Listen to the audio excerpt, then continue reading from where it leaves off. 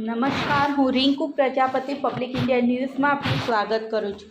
શરૂઆત કરીએ આજના સમાચારની। આણંદના સામરખામાં એટીએમ ચોરીનો પ્રયાસ કરનાર ત્રિપુટી ઝબ્બે। ચોરીનો પ્રયાસ કરનાર ત્રણેય યુવકો ગામના જ નીકળ્યા।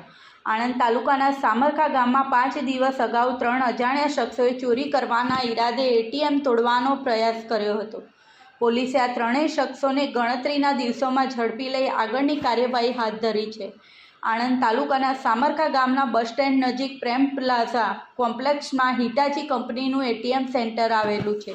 ગત તારીખ 25 એપ્રિલના રોજ રાત્રિના સમયે 3 અજાણ્યા શખ્સો ચોરી કરવાના ઈરાદે આ એટીએમ સેન્ટરમાં ઘૂસ્યા હતા અને સીસીટીવી કેમેરા તેમજ ટ્યુબલાઇટો તોડી નાખ્યા બાદ એટીએમ મશીન તોડવાનો પ્રયત્ન કર્યો હતો।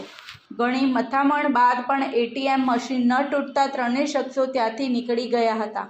આ અંગે ભાવિનભાઈ પટેલની ફરિયાદને આધારે આણંદ રૂરલ પોલીસે અજાણ્યા તસ્કરો વિરુદ્ધ ગુનો નોંધી તેમને ઝડપી પાડવાના ચક્રો ગતિમાન કર્યા હતા।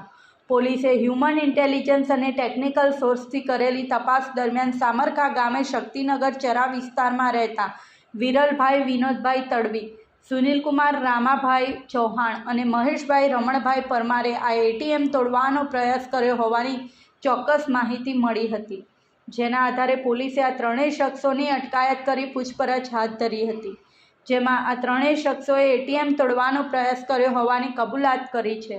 પોલીસે આ ત્રણેય શખ્સો પાસેથી એક લોખંડનો સળિયો ઉપરાંત બાઇક કિંમત ₹25,000 અને 3 મોબાઈલ કિંમત ₹6,500 મળી કુલ ₹31,500નો મુદ્દામાલ જપ્ત કરી આગળની કાર્યવાહી હાથ ધરી છે। આ સાથે આજના સમાચારને અહીં સમાપ્ત કરીએ છીએ।